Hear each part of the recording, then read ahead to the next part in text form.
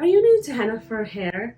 Or are you just kind of curious of like, what kind of treatments can I do after I use henna in my hair? Well, then this video is for you, and I got a DIY hair mask that you are absolutely gonna love. So welcome to the Hennasooq channel. My name is KHADIJA. I specialize in natural henna hair dyeing and Ayurvedic healthy hair care. You'll also catch my new series every Thursdays on henna body art. Now, when it comes to using henna, and especially if you're type 3 and type 4 hair types, you know, we gotta focus on curl restoration, just maintaining the beautiful curls that you have, and also especially so that moisture, because henna does behave like a protein treatment, and it's great to use it every, like, you know, maybe 4 to 6 weeks. You could definitely do that, but in between, you don't want to overload your hair with henna, and you also want to use the right Ayurvedic herbs that are going to give you what your hair needs. It's really important to make sure you're using the right balance in giving your hair that nourishment, so that way it doesn't feel more dried out, or it doesn't, you know, feel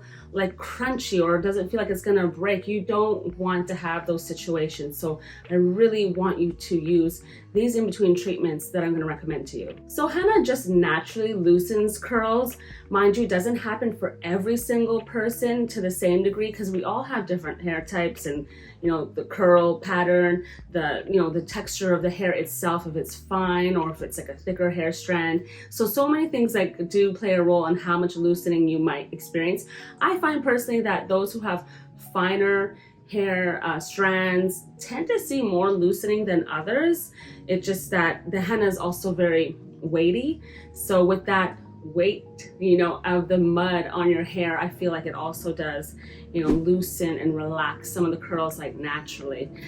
So you're not gonna, it's not gonna be a straight perm. It's a great strengthening Ayurvedic herb. It really has great longevity. It's so versatile. It's amazing for your hair. But you know, you have to balance it out with other Ayurvedic herbs. You can't overload with henna. You can't be doing henna every week. No.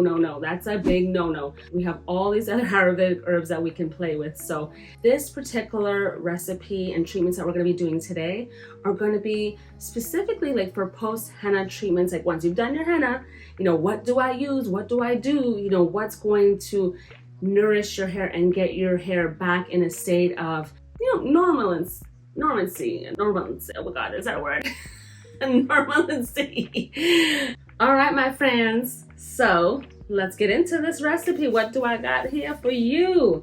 You guys know that simple is key to the hair focus and goals. So I got some Cassia ovovata. Why did I choose Cassia, and why am I suggesting this amazing herb for you guys? Well, Cassia is actually very cleansing, so it'll be a nice wash day herb, and it's gentle, and it's just very well balanced, and it gives you a little bit of strengthening, and it's not, doesn't overdo it. It's perfect. Then I got our Amla powder, and I love Amla powder because it is, in my opinion, the #1 hair growth herb. It is. If I had to choose a hair growth herb, I'm choosing Amla all day long. And then I got our aloe vera powder. And we're talking moisture. And this delicious herb also does create that hair and scalp treatment that you absolutely love, and it also promotes hair growth too, so moisture rich. And I'm also going to be adding some of our golden jojoba oil, so it's going to add a little bit extra moisture in this whole recipe. And what I like about jojoba oil is that most hair types really like this particular hair oil, and it's light and it's not heavy, and it's not like something that you'll be like, oh, I don't know if my hair is going to like it. Most of the time your hair will really like this oil. All right, so it's gonna be my main bowl, and this time I'm actually adding a large amount of aloe vera powder right to this recipe because I want it to be really moisturizing. So that's probably about 50 grams right there. And the cassia, I did about 75 grams, but you could even do 100 grams in this case, and if you have leftovers, you can freeze it.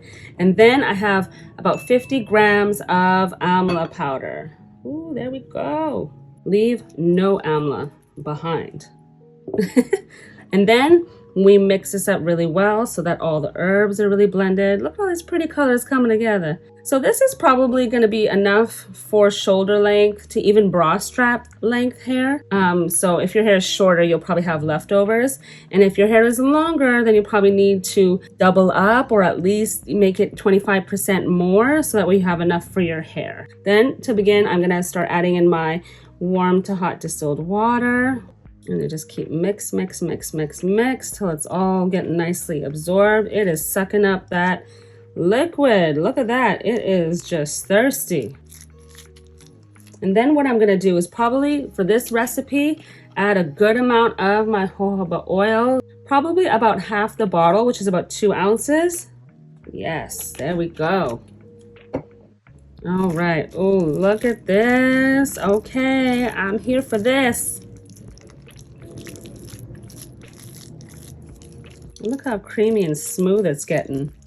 And this is key to like some of you wondering like, how do we get that recipe so creamy and smooth? It's about adding your liquid like, gradually.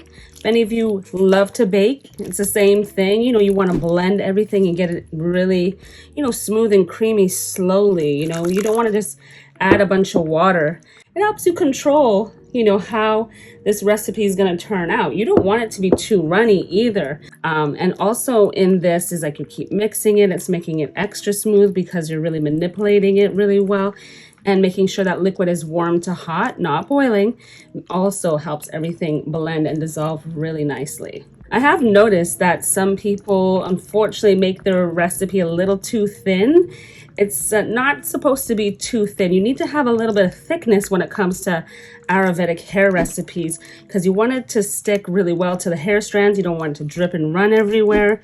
It's supposed to be kind of like a mud mask for your hair. And you don't really have to let it sit, but mine's a little lumpy. So because it's a little lumpy still, I'll probably let it sit for maybe 30 minutes and then come back to it and stir it up really well a little bit to make sure that's extra creamy and smooth. And because it does dissolve in a little while, like when you let it sit for a little bit longer. So this mask right here is going to restore your curls. Amla actually naturally does that as well. And it will add all that moisture back to your hair. So it's very, very restorative, very, very hydrating. So you're gonna love this mask. And I want you to leave this in your hair for about an hour or two. If you have a steamer or heat cap, even better. Please take advantage of those and use that with your mask treatment. And last but not least, if you're in a pinch and you're like, well, I don't have time to make a DIY mask this particular wash day, what can I do instead? I have another mask for you, very similar to this one, and you can add in some of your jojoba oil easily, or your favorite hair oil that we have here at Hennasooq.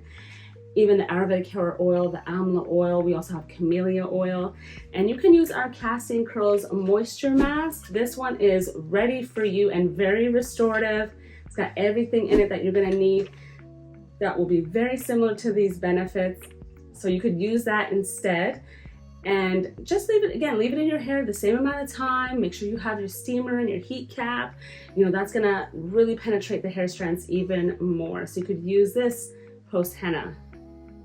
Because I understand that sometimes you might not always have, you know, time to mix up this delicious mask. So when you're in a pinch and you really want to do something for your hair, but you don't have a lot of time, one of our masks that are already ready to use, like you don't even have to add any more liquid whatsoever. You just use it as is ready for you to use. So you just grab that, apply it to your hair and leave it in for about an hour or two and you're good to go. We're talking about curl restoration and hydration. So thank you for tuning in. I hope that you absolutely love this mask. Let me know in the comments below when you get a chance to try it, or if you already have tried it. Don't forget, please subscribe, hit that bell, so that way you don't miss any of my videos, because every time I got new videos coming out every Sunday, Tuesday, and Thursday, and you don't want to miss those videos. So thank you guys again. And don't forget, we're going to be open fall 2022 in Columbia, Maryland, and I hope that you'll come out and see us. So I'll talk to you then. Bye.